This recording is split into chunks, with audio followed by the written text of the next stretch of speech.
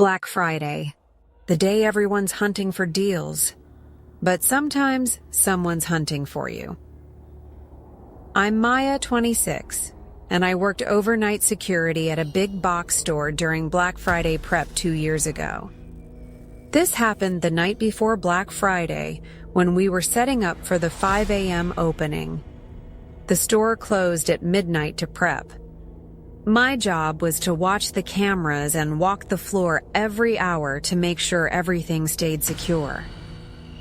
The building was massive, probably 200,000 square feet, with electronics, home goods, clothing, and a huge warehouse section in back. During prep night, there were maybe 15 employees scattered throughout, mostly in the back organizing pallets and setting up displays. Around 1 a.m., I was doing my camera check when I noticed something weird on the monitor for aisle 12. There was a man standing completely still near the bedding section. He was wearing jeans and a dark jacket, hands in his pockets, just staring at the wall. I radioed Mike, one of the floor managers, and asked if anyone was supposed to be working in that area. He said no. Everyone was in the back warehouse. I told him I'd go check it out. As I walked through the empty store, my footsteps echoed on the tile floor. The overhead lights were dim to half power, and most of the aisles were dark. When I turned into aisle 12, the man was gone. I stood there looking around, but the entire section was empty. I walked up and down neighboring aisles, checked the fitting rooms, the bathrooms, everything. Nothing. I went back to my office and checked the cameras again. I rewound the footage and watched. At exactly 1:04 a.m., the man turned and walked out of frame toward the back of the store. I switched to the back warehouse camera. The employees were there moving boxes and laughing about something, but I didn't see the man anywhere. I kept switching between cameras, scanning every angle. Then I saw him on the sporting goods camera, standing in the hunting section, looking at the locked rifle display. My stomach dropped. I called Mike immediately and told him someone was definitely in the store who shouldn't be. He said he'd grab 2 other guys and meet me there. I watched the man on camera as I waited. He didn't move. He just stood there staring at the empty cases where the rifles were usually displayed. All the guns had been moved to the back for security during prep night. When I met up with Mike and the others, we walked together to sporting goods. The man was still standing in the same spot. Mike called out, asking if he needed help. The man slowly turned his head toward us. His face was blank, no expression at all. His eyes were dark and sunken, and his skin looked pale under the dim lights. "Store's closed," Mike said firmly. "You need to leave." The man didn't respond. He just kept staring at us with that empty look. Mike asked him again, louder this time. "Sir, the store is closed." "You need to exit the building now," the man finally spoke. His voice was quiet and flat. "I'm waiting for the sale." "The sale doesn't start until 5 a.m., Mike said. "You can't be in here. How did you even get in?" The man tilted his head slightly. "I never left." That's when it hit me.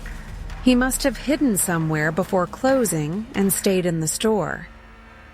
Mike told him he needed to leave immediately or we'd call the police. The man smiled just a little, and it made my skin crawl. "I've been here for hours," he said softly. "I know where all the cameras are. I know where you all are." Mike pulled out his phone and started dialing. The man turned and walked away, disappearing into the housewares section. We followed him, but when we got there, he was gone again. I radioed back to my office and told the assistant manager to call the cops. We needed them here now. For the next 20 minutes, we searched the store. We'd see him on cameras, but by the time we got to that section, he'd be gone. He was always one step ahead, always moving to a different area. At one point, I was checking the toy section alone when I heard breathing behind me. I spun around and he was standing maybe 10 feet away, half hidden in the shadows between aisles. He wasn't looking at me. He was looking past me toward the front of the store. "Why are you doing this?" I asked, my voice shaking. He didn't answer right away. Then he said, "I needed to see the layout for tomorrow." Before I could respond, he turned and ran. Not jogging, full sprinting through the store. I radioed everyone and we all started chasing him. He ran toward the back, through the warehouse, past all the employees who scattered out of his way. He knew exactly where he was going. He burst through the emergency exit and the alarm started blaring. By the time we got outside, he was gone into the darkness of the parking lot. The police arrived 10 minutes later. They searched the building top to bottom and found where he'd been hiding. Behind a false wall panel in the storage area near the electronics department, there was a small space with blankets, a backpack, and empty food wrappers. He'd been living in there. Inside the backpack, they found a notebook. It was filled with drawings, floor plans of the store, marked with red X's in certain sections. Electronics, jewelry, the cash office. There were notes about employee schedules, security camera blind spots, and exit routes. On the last page, there was a list of names. My name was on it. So were Mike's and 3 other employees. The police took it all as evidence. They told us he was likely planning to rob the store during the Black Friday chaos when everyone would be distracted. But they never caught him. They ran his description through databases and checked nearby security footage, but he just vanished. I worked that Black Friday shift because I needed the money. The whole day I kept scanning the crowd, looking for his face. Every tall guy in a dark jacket made my heart race. I couldn't focus. I kept thinking about those red X's on his map, about my name written in his notebook. 2 weeks later, I quit. I couldn't do it anymore. I'd have nightmares about him standing in those dark aisles, watching me through the cameras, learning my routine. The scariest part wasn't that he broke in. It's that he'd been there the whole time, watching all of us, and we had no idea. Story 2. The Parking Lot Trap. My name is Marcus. I'm 31, and I worked as a cart attendant at a huge retail store 3 years ago. Black Friday was always hell for us. People everywhere. Carts scattered across the massive parking lot. And everyone was rude and aggressive because of the sales. That year, I was scheduled for the opening shift. I had to be there at 3:30 a.m. to help prep before the 5 a.m. door opening. The parking lot was already half full by the time I arrived. People had been camping out in their cars for hours, some since midnight. I started my usual routine, gathering stray carts and bringing them to the front entrance. It was still dark outside, and the lot was lit by those tall orange streetlights that made everything look hazy. There was a light fog too, which made it hard to see beyond 50 feet or so. Around 4 a.m., I was in the far corner of the lot collecting carts when I noticed a white van parked at the very edge, away from all the other cars. The van had no windows in the back and the engine was running. I could see exhaust coming from the tailpipe. I didn't think much of it at first. Maybe someone was waiting for the store to open and had their heater on. But something felt off. The van was parked in the darkest part of the lot, far from any entrance, and it was backed into the spot facing outward. I kept working, pushing a line of carts toward the front. But every time I glanced back at that van, it was still there, idling. Nobody got out. Nobody came back to it. Around 4:20, I was walking past the van to get more carts from a nearby corral when the side door slid open about 6 inches. I stopped and looked. Through the crack, I could see someone sitting in the back. It was too dark to see clearly, but I could make out a figure hunched over, completely still. "You okay?" I called out, no response. The door didn't move. The person inside didn't move either. I felt a chill run down my back. Something was very wrong. I radioed security and told them about the van. They said they'd check it out and told me to keep my distance. I moved to a different section of the lot, but I kept watching the van from a distance. About 5 minutes later, the door slid shut. The van's headlights turned on, and it slowly started moving through the lot. It wasn't driving toward the exit, though. It was circling, weaving between rows of parked cars like it was looking for something. Then it stopped next to a small red sedan where a woman was sitting alone in the driver's seat, scrolling on her phone. The van parked right beside her, blocking her driver's side door. She didn't seem to notice at first. My heart started pounding. I started walking quickly toward them, radioing security again. I told them the van was acting suspicious and they needed to get out here now. As I got closer, I saw the van's side door slide open. 2 men jumped out. One of them was holding something in his hand. I couldn't tell what. They moved toward the woman's car. She finally looked up from her phone and saw them. Her face went white. She locked her doors and laid on the horn. The sound echoed across the parking lot. I started running, yelling at them to get away from her. Other people in nearby cars started looking. Some got out. The 2 men froze when they saw me running and the crowd starting to gather. They jumped back into the van and it sped off toward the exit. The woman was shaking so hard she could barely hold her phone to call 911. Security and police arrived within minutes. The woman told them she'd been sitting there waiting for the store to open when the van pulled up.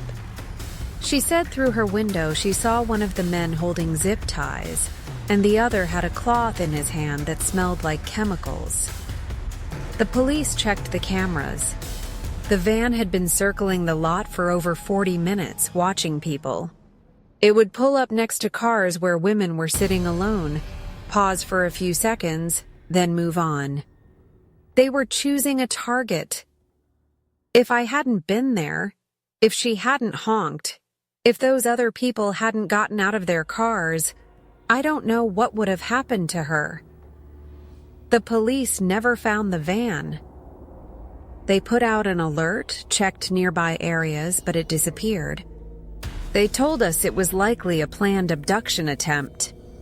The early morning darkness, the crowded lot full of distracted people, everyone focused on getting inside for deals. It was the perfect setup. The store hired extra security after that, but I couldn't shake the feeling. For the rest of that Black Friday, every white van I saw made my stomach turn. I kept thinking about how many times I'd walked past that van in the dark, how close I'd been to whoever was inside. I think about that woman a lot. How she was just sitting there, excited about shopping, no idea that someone was hunting her. How many other people were being watched that morning? How many parking lots had vans just like that one, waiting? That was my last Black Friday working retail. I put in my 2 weeks' notice right after Thanksgiving. Some people thought I was overreacting, but I knew what I saw. I knew what almost happened. Black Friday isn't just about fighting over TVs anymore. For some people, it's about hunting. Story 3: The Fitting Room. I'm Jessica, 28, and I worked at a department store for 4 years. Black Friday was always chaotic, but one year stands out as the worst day of my life. It was around 7 p.m. The initial rush had died down, but the store was still packed. I was working in the women's clothing section, helping customers and cleaning up the disaster zone people left behind. A woman approached me holding a pile of clothes. She looked normal, maybe in her late 30s, brown hair, wearing a long coat. She asked where the fitting rooms were, and I pointed her toward the back corner. About 10 minutes later, another customer came up to me looking worried. She said she heard someone crying in one of the fitting rooms and asked if I could check on them. I walked back to the fitting rooms and stood outside listening. I heard it. Quiet sobbing coming from the last stall on the right. I knocked gently and asked if everything was okay. The crying stopped immediately. After a few seconds, a voice said, "I'm fine. Just having a bad day." It was the woman in the long coat. I offered to get her water or give her a minute, and she said she just needed some space. I understood and walked back to the floor. 15 minutes passed. Then 20. The woman hadn't come out. I started to worry, so I went back to check. When I knocked, there was no answer. I knocked again, louder. Nothing. I called for my manager. We knocked several times and announced we were going to open the door. When we unlocked it, the fitting room was empty. Completely empty. No clothes, no purse, nothing. But the woman had never walked past me. I'd been standing in direct view of the fitting room exit the entire time. There was only one way out, and she hadn't used it. My manager and I searched the area. We checked every other fitting room, the bathrooms, everywhere. She was gone. We even checked the security cameras. They showed her entering the fitting room with the clothes, but they never showed her leaving. Then we found the vent.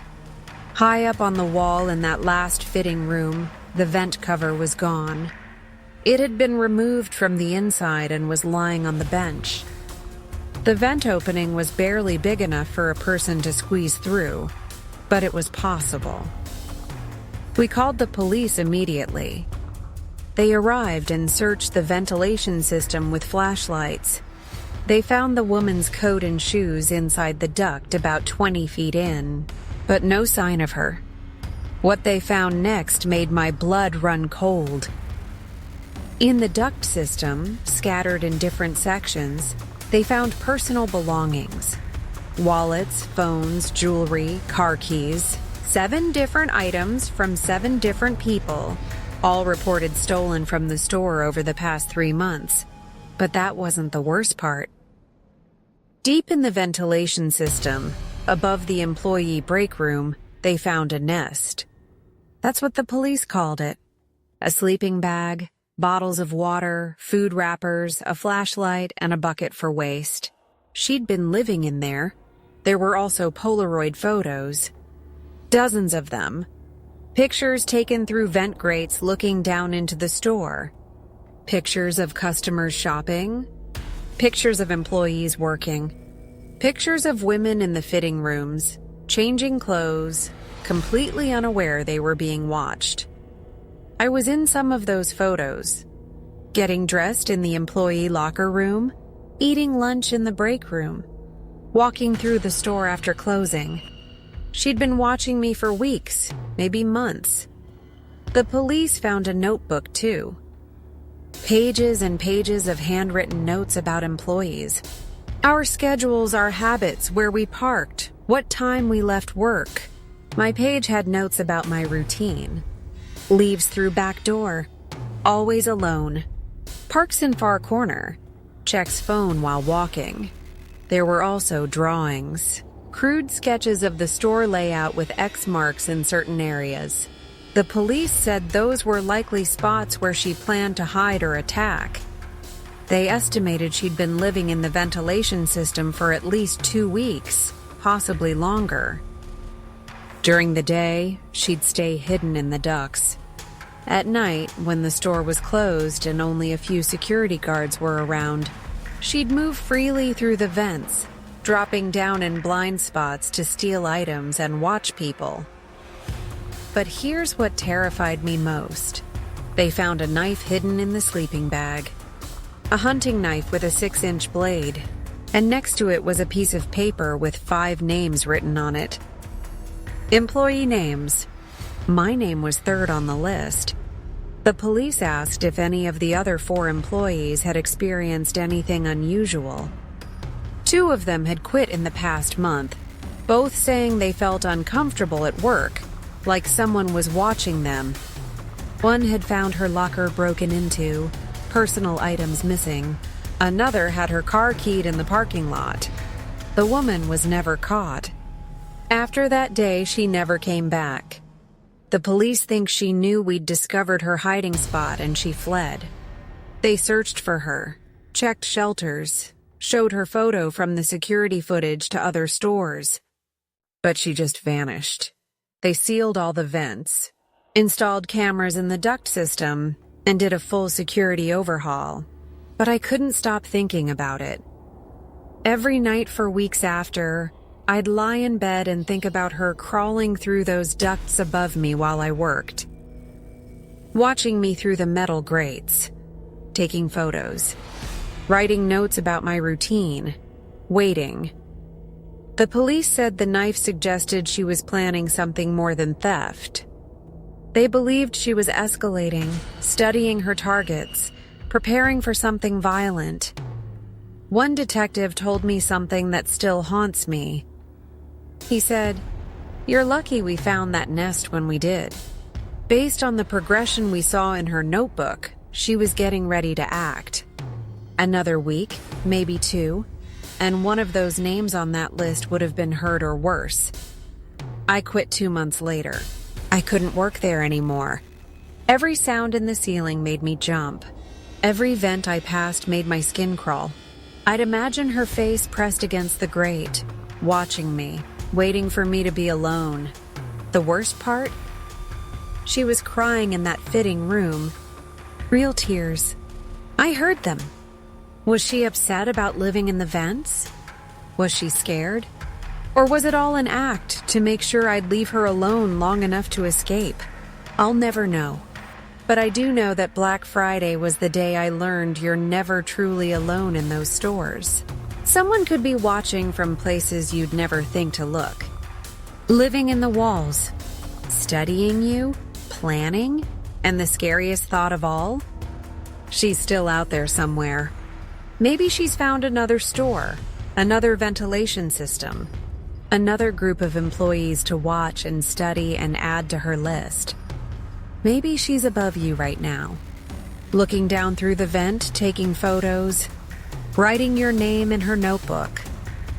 Story 4, The Online Order. My name is Trevor. I'm 33, and I worked in the warehouse of a major online retailer during the Black Friday weekend 3 years ago. Our facility was huge, like the size of several football fields, filled with shelves stacked 30 feet high. Black Friday weekend was hell. Orders came in by the thousands. We worked 12-hour shifts, scanning items, packing boxes, and loading them onto trucks. The warehouse ran 24/7 during the holiday season. I was working the night shift, 8 p.m. to 8 a.m. It was around 2 a.m. on Saturday when I got an alert on my scanner for a special pickup.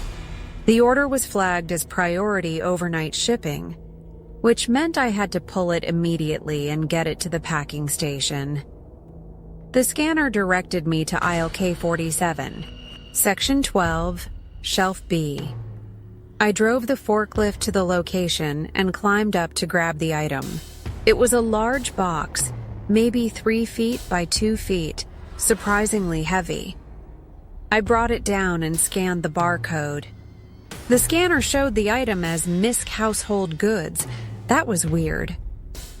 Usually the scanner showed exactly what the item was. I figured it was a system glitch and loaded it onto my cart. As I was driving back to the packing station, I noticed the box was making a sound. A very faint scratching noise, like something was moving inside. I stopped the cart and listened. The scratching continued, then stopped. then started again. I radioed my supervisor and told him about it. He said to bring it to the inspection area and he'd meet me there. When I arrived, my supervisor opened the box with a box cutter. We both looked inside and froze. It was full of men's clothing. Jeans, shirts, socks, all packed tightly. But underneath the first layer, there was something else. My supervisor pulled out the clothes and we saw it. A small camera, the kind used for home security, wrapped in plastic. And below that, there were more items. Duct tape, zip ties, rope, and a folded tarp. But that wasn't all. At the very bottom of the box, beneath everything else, we found something that made us both step back.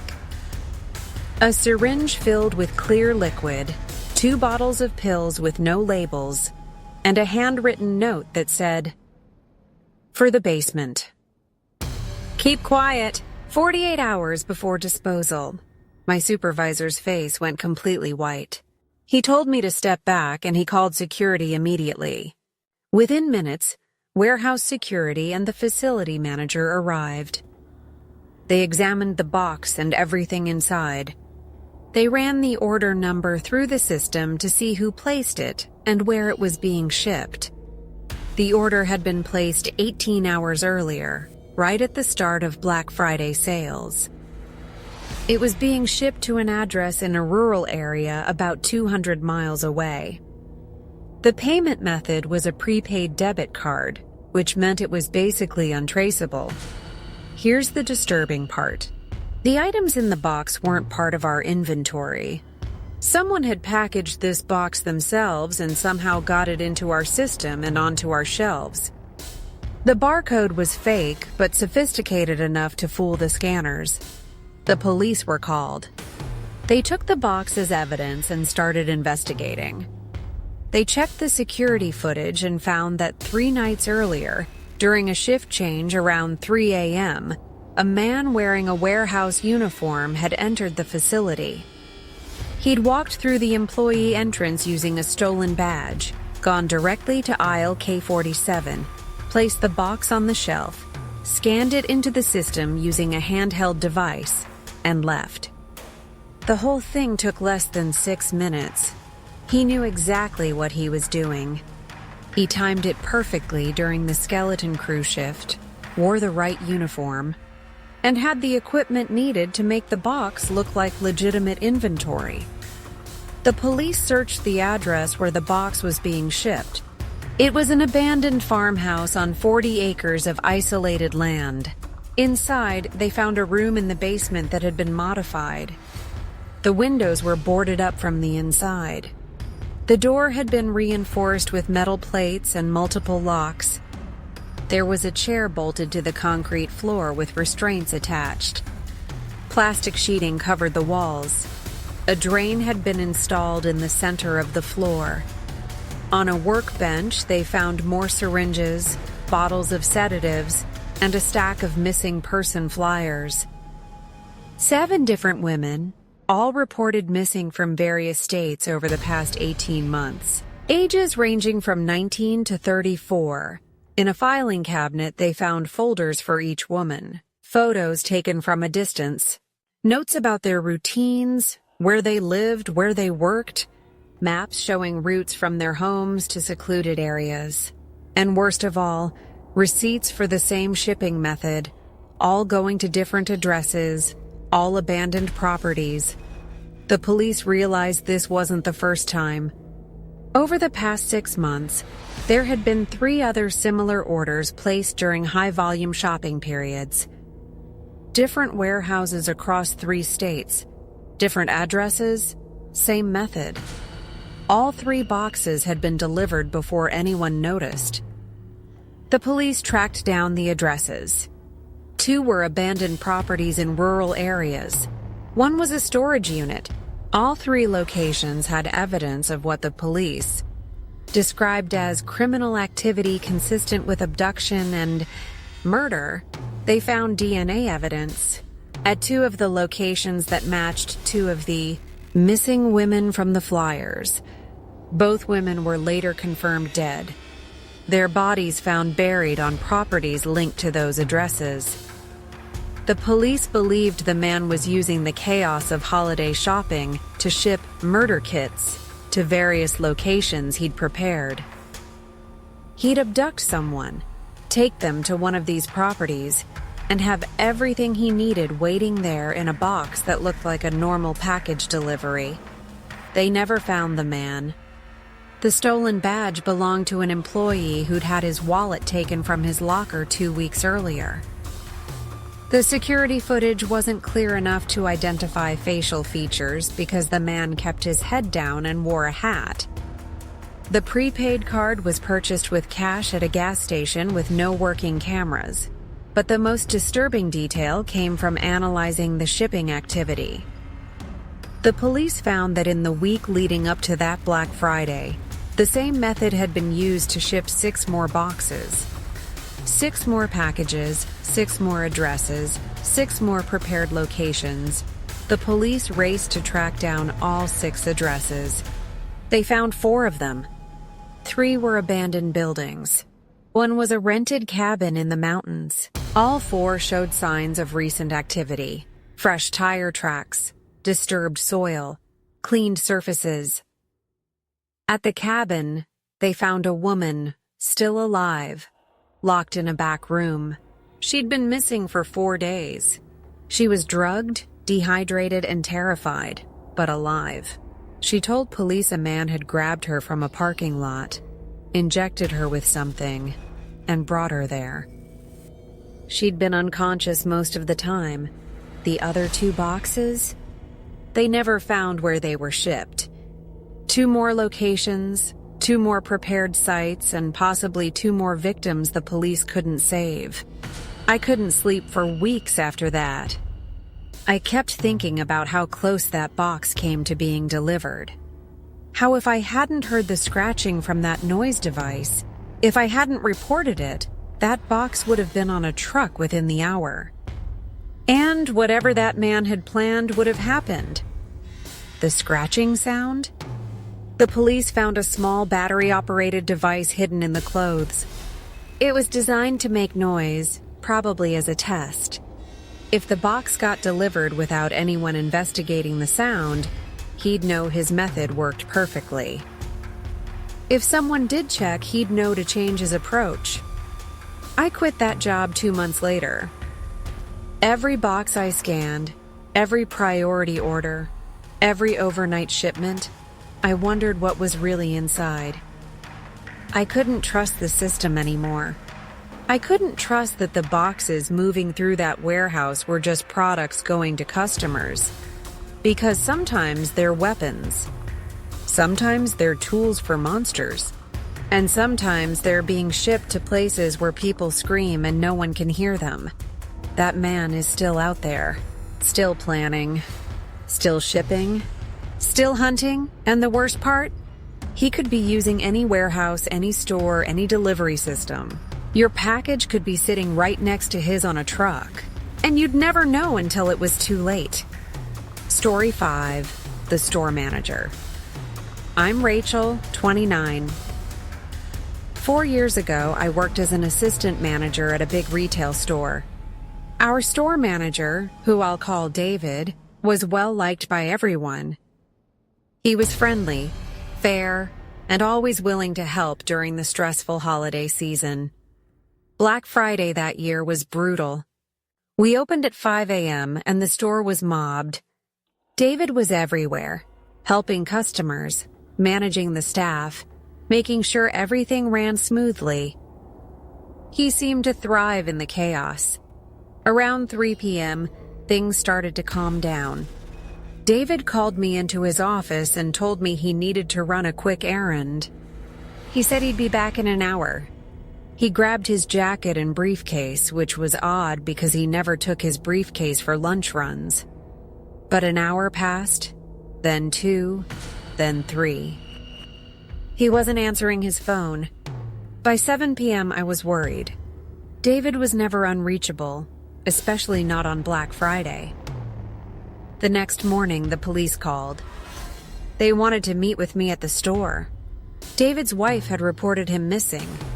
His car was found abandoned in a parking garage downtown. His wallet, phone, and keys were inside, but he was gone. A week later, the police came back with disturbing news. David's real name wasn't David Mitchell. It was Kevin Bradshaw, and he was wanted in 2 other states for theft and fraud.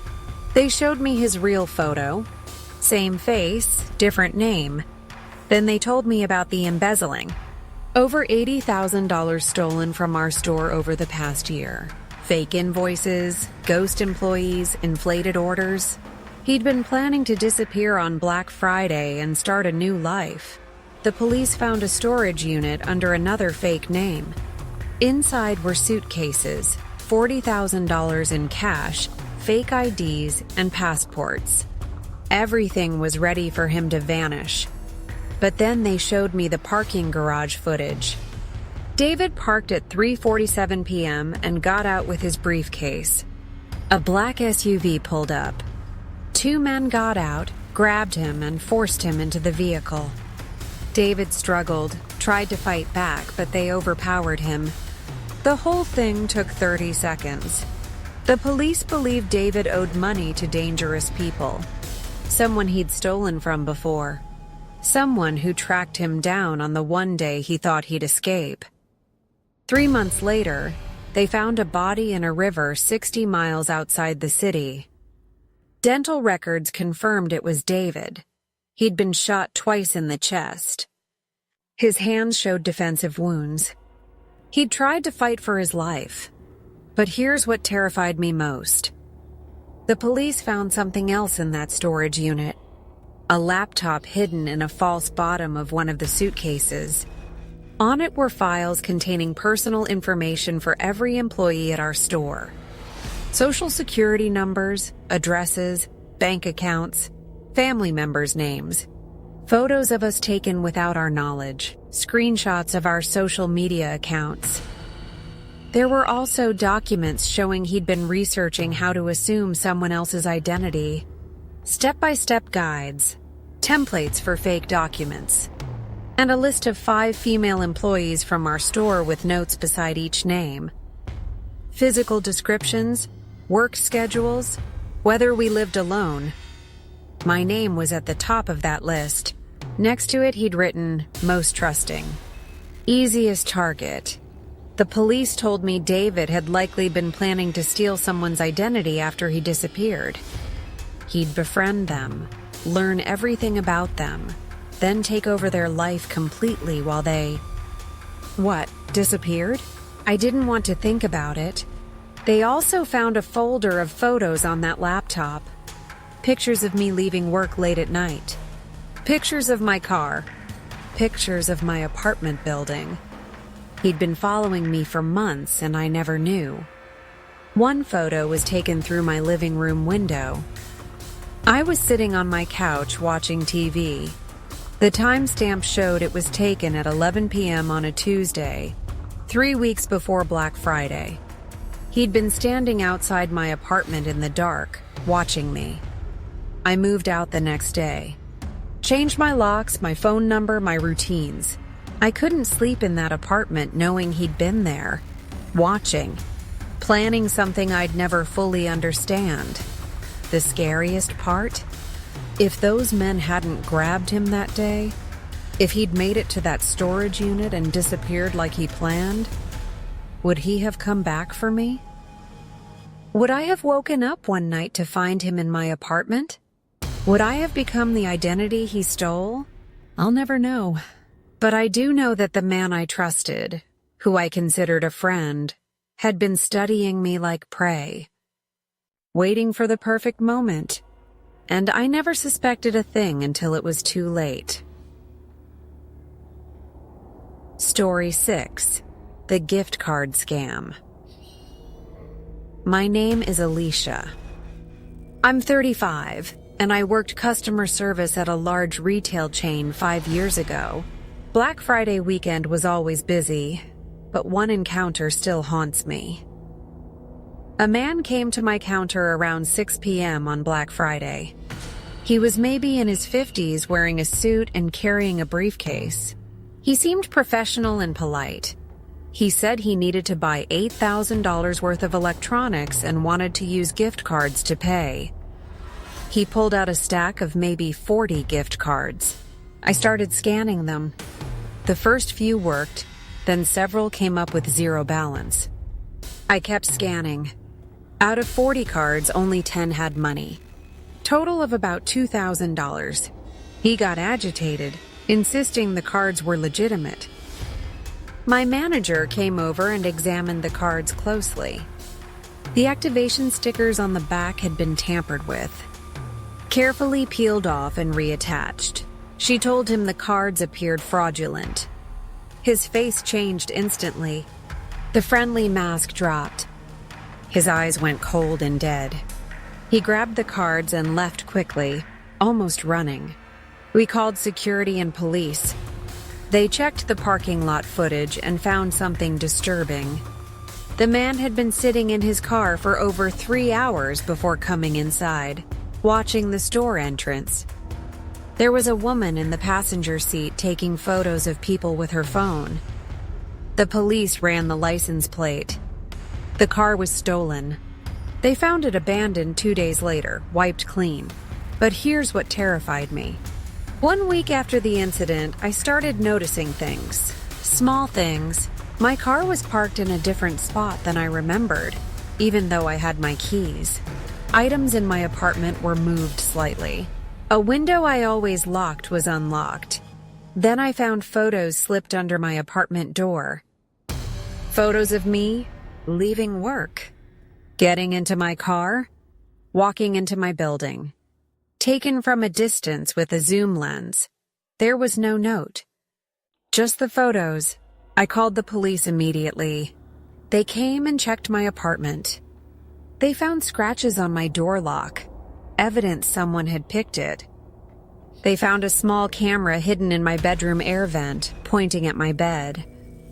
It was still recording. The police pulled the footage from the camera's memory card. For 3 days, someone had been watching me sleep, getting dressed, living my life.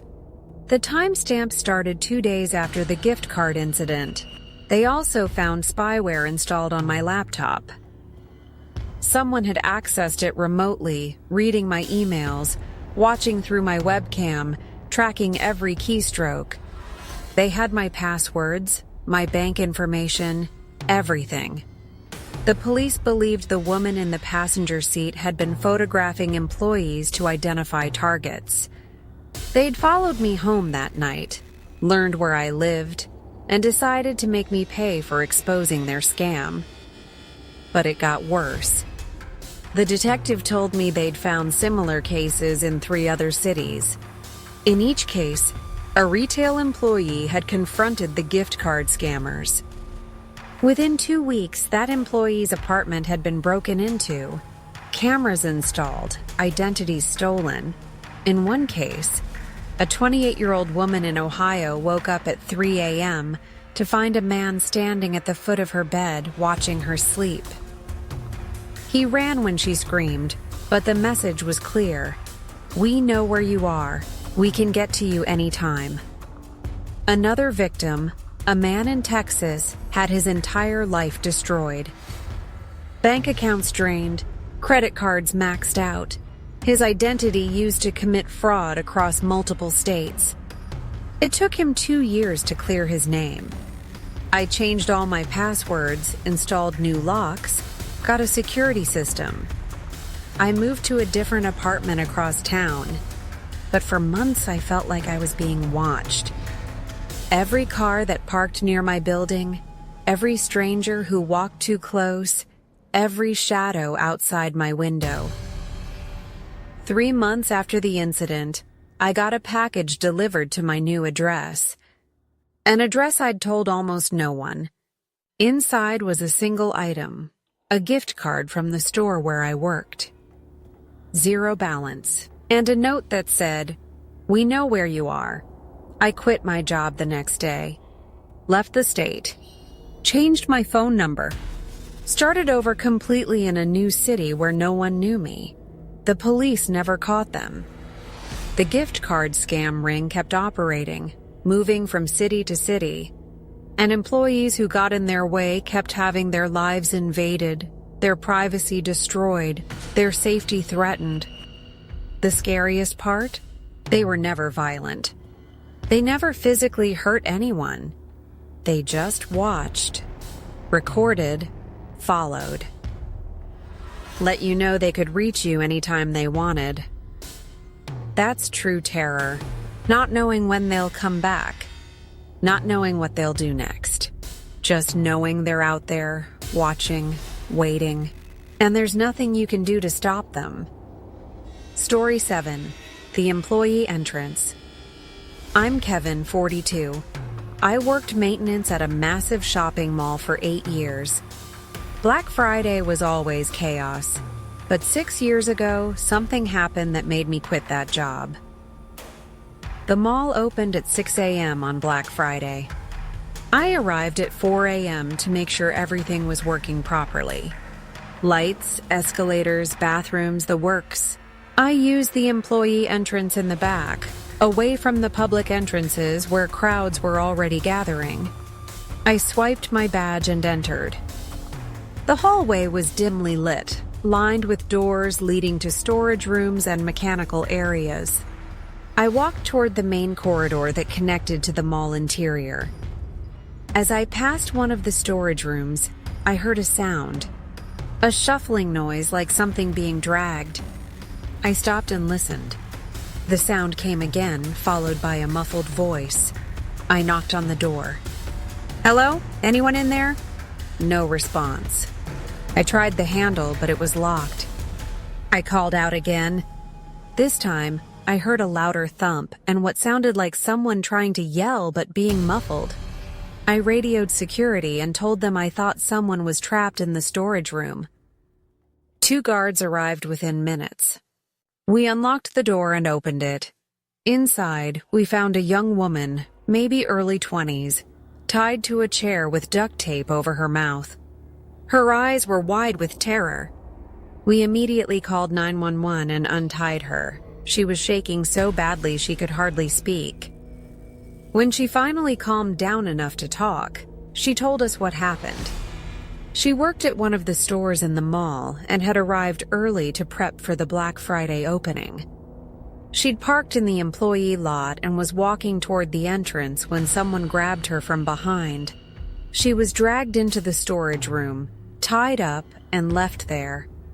She said the person was wearing all black and a ski mask. She couldn't see their face. They didn't say anything to her, just tied her up and left. The police arrived and took her statement. They searched the area and found that the employee entrance door had been propped open with a small wedge. Someone had planned this. Security reviewed the footage. At 3:45 a.m., a figure dressed in black entered through the employee entrance. They walked directly to the storage room, as if they knew exactly where it was. At 3:52 a.m., the same figure was seen dragging the woman down the hallway into the room. At 3:58 a.m., the figure exited the storage room, walked back down the hallway, and left through the same employee entrance. The entire thing took 13 minutes. The police investigated, but they never found the attacker. The footage wasn't clear enough to identify them, and there were no witnesses. But here's what terrified me. The person knew the layout of the employee areas. They knew where the cameras were and kept their head down at all times. They knew that storage room was rarely used and wouldn't be checked until later in the day, and they chose Black Friday specifically. With thousands of people flooding the mall, it was the perfect cover. Chaos, distraction, overwhelmed security. If I hadn't walked by that storage room, if I hadn't heard her, she might have been there for hours. The police believed it was either someone who worked in the mall or someone who had been watching and learning the layout for weeks. After that day, I couldn't walk through those employee hallways without feeling like someone was watching me. Every door I passed, I wondered if someone was inside, waiting. I quit 6 months later. The mall hired more security, installed better cameras, and changed the access system. But I couldn't shake the feeling. That person was never caught. They're still out there, and they knew our mall better than we did. Story 8. The Car Trunk. My name is Diana. I'm 27, and 4 years ago I worked loss prevention at a major department store. Black Friday was my busiest day, watching for shoplifters in the crowd. Around noon, I noticed a man acting strange near the electronics section. He kept looking around, picking up items, putting them down, and checking over his shoulder. Classic signs of someone planning to steal. I followed him discreetly through the store. He picked up a laptop, tucked it under his coat, and headed for the exit. I radioed security and met him at the door. We stopped him, brought him to the security office, and recovered the laptop. While we were processing the theft report, his phone kept buzzing. Text after text. He ignored it at first, but then he glanced at the screen and his face went pale. He stood up suddenly and said he needed to leave, that he'd pay for the laptop, whatever. He just needed to go. Security told him he wasn't going anywhere until the police arrived. He started panicking, saying we didn't understand. He had to go right now. He was sweating, pacing, looking at his phone every few seconds. The police arrived about 10 minutes later. While they were talking to him, one of the officers got a call on his radio. He stepped outside, then came back in looking serious. He asked the man where his car was parked. The man refused to answer. The officer told him they'd received a call about a suspicious vehicle in our parking lot. A woman walking to her car had heard banging and muffled screaming coming from the trunk of a black sedan. The man's face went completely white. He tried to run. The officers grabbed him and handcuffed him immediately. They asked him again where his car was, and he finally told them. Section D, third row. We all went outside to the parking lot. Security, police, management, and me. We found the black sedan. The officers approached carefully. The banging had stopped, but when they put their ear to the trunk, they could hear crying. They opened the trunk. Inside was a teenage girl, maybe 16 or 17, bound with rope and tape over her mouth. She was hysterical. The officers got her out, removed the restraints, and called for an ambulance. The girl told police she'd been walking to her car in the mall parking lot next door when the man approached her asking for directions. When she stopped to help, he grabbed her, forced her into his trunk, and drove to our store. He'd planned to go shopping, steal what he could, then deal with her later. But he got caught shoplifting, and his entire plan fell apart. The police searched his car and found rope, duct tape, zip ties, a knife, and a tarp in the back seat. In his phone, they found searches for secluded areas outside the city, information about how to disable phone GPS tracking, and worst of all, photos of other young women taken without their knowledge in various parking lots. The girl was rescued because someone heard her and called the police. If that woman hadn't walked by at that exact moment, if she hadn't heard the banging, if the man hadn't gotten caught shoplifting, that girl would have been driven to wherever he'd been planning to take her. The man was arrested and charged with kidnapping, attempted abduction, and a list of other crimes. The investigation revealed he'd been driving around shopping centers for weeks, watching and following women, waiting for the perfect opportunity. He chose Black Friday because parking lots were packed, people were distracted, and everyone was too busy rushing to their cars with shopping bags to notice someone being forced into a trunk. I still think about that girl. how close she came to disappearing. How a simple act of him stealing a laptop led to her being found. Sometimes the smallest things change everything. I worked 2 more Black Fridays after that, but I couldn't focus. Every car in the parking lot made me nervous. Every trunk made me wonder if someone was inside, screaming for help that nobody could hear over the noise of the crowds. That's the thing about Black Friday. Everyone's focused on deals, on getting inside, on buying things. No one's watching the parking lot. No one's paying attention to the person walking alone. And predators know that. They use the chaos as cover. Story 9. The Fake Employee. My name is Brandon. I'm 30, and 3 years ago, I worked as a supervisor at a warehouse store during Black Friday. We had about 40 employees working that day, handling the massive crowds. Around 10 a.m., I noticed someone I didn't recognize wearing our store uniform, helping customers in the electronics section. He had the right shirt, the right name tag, and seemed to know what he was doing. But something felt off. I'd worked there for 3 years and knew almost everyone, especially those who worked Black Friday. I approached him and asked if he was new. He smiled and said he'd just transferred from another location to help with the holiday rush. That made sense. We often brought in temporary help during busy seasons. I asked which location he'd transferred from, and he named a store 2 hours away. I asked who his supervisor was there, and he gave me a name. Everything seemed fine, so I went back to managing the floor. But throughout the day, I kept noticing him. He was always near high-value items. Electronics, jewelry, designer goods. He'd help customers, but he was also moving items around, restocking shelves, going in and out of the stockroom. Around 2 p.m., I decided to check with our manager about the transfer. She looked confused and said we hadn't received any transfers that day. My stomach dropped. I found the man near the computer section. I casually asked to see his employee badge. He handed it to me. The photo was his, the name looked legitimate, and the badge even scanned properly when I checked it.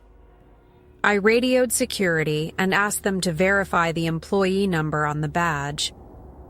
A few minutes later, they called back. The badge was real, but it belonged to an employee who'd quit 6 months ago and supposedly returned his badge. Security met me on the floor. We confronted the man, and his whole demeanor changed. He dropped the Customer Service Act immediately. He bolted toward the exit, pushing through customers. Security chased him, but he made it to the parking lot and disappeared into the crowd. We never caught him. When we reviewed what happened, the picture became clear. He'd stolen or somehow acquired a former employee's badge, printed a new photo sticker, and put it over the original. He knew exactly how our systems worked, what the uniform looked like, and how to blend in. Security checked the cameras and tracked his movements throughout the day. Over 6 hours, he'd stolen merchandise worth over $15,000. He'd take high-value items, walk them to the stockroom as if he were restocking, hide them in empty boxes, then carry those boxes to his car as if he were taking out trash. He made at least 7 trips to his car. Nobody questioned him because he looked like an employee doing his job. But the most disturbing part was when security reviewed footage from the weeks before Black Friday. The same man had been coming to the store regularly, walking around, watching employees, learning the layout and routines. He'd been planning this for weeks. After he escaped, we found the empty boxes in the stockroom where he'd hidden stolen goods. We also found a notebook tucked behind some merchandise. Inside were notes about employee schedules, security camera locations, blind spots in the store, and a list of the most expensive items we carried. The police investigated, but they never identified him. The badge he used was too damaged to get fingerprints, and the camera footage wasn't clear enough for facial recognition. What scared me most was how easy it was for him. He just put on a uniform, acted confident, and everyone assumed he belonged there. Customers trusted him. Other employees worked alongside him. I talked to him, and he fooled me completely. After that, we implemented new badge security, required photo verification for all employees, and increased security checks. But I couldn't stop thinking about how vulnerable we were. How many other people had walked through that store wearing uniforms they didn't earn? How many times had someone pretended to belong, and we just accepted it because they looked the part? Black Friday isn't just a target for regular thieves. It's a target for people smart enough to exploit the chaos from the inside. Story 10. The Follow Home. My name is Christine. I'm 26. 2 years ago, I went Black Friday shopping with my best friend Emily. We hit several stores, got some great deals, and by 8 p.m., we were exhausted and ready to head home. We said goodbye in the parking lot and got into our separate cars. I lived about 20 minutes away, mostly highway driving. I pulled out of the lot and headed toward the interstate. About 5 minutes into my drive, I noticed a black pickup truck behind me. It stayed a few car lengths back, matching my speed exactly. When I changed lanes, it changed lanes. When I slowed down, it slowed down. I told myself I was being paranoid. Maybe the person was just going the same direction. But the feeling in my gut wouldn't go away. I decided to test it. I took an exit I normally wouldn't take, one that led to a residential area. The truck followed. I made a right turn, then a left, then another right. The truck stayed behind me, always a few car lengths back. My heart started racing. I called Emily, told her what was happening, and she told me to drive to the police station. I looked up the nearest one on my phone and started heading that direction. The truck followed me for 10 more minutes. Then, as I got closer to the police station, it suddenly turned off onto a side street and disappeared. I pulled into the police station parking lot, shaking. I sat there for 20 minutes trying to calm down. An officer came out and asked if I was okay. I explained what happened, and he took down my information and a description of the truck. He told me I'd done the right thing by not going home and coming to the station instead. He said there'd been reports over the past month of women being followed home from shopping centers, particularly during busy shopping days. In 2 cases, the women's homes had been burglarized within days after being followed. The thieves were tracking people who made large purchases, following them to learn where they lived, then breaking in when they weren't home. The officer escorted me home and checked my house before I went inside. He told me to keep my doors locked, be aware of my surroundings, and call immediately if I saw the truck again. I didn't sleep that night. Every car that drove past my house made me jump. Every sound outside made me think someone was trying to get in. 3 days later, I was leaving for work in the morning when I noticed something on my windshield. It was a flyer for a landscaping company.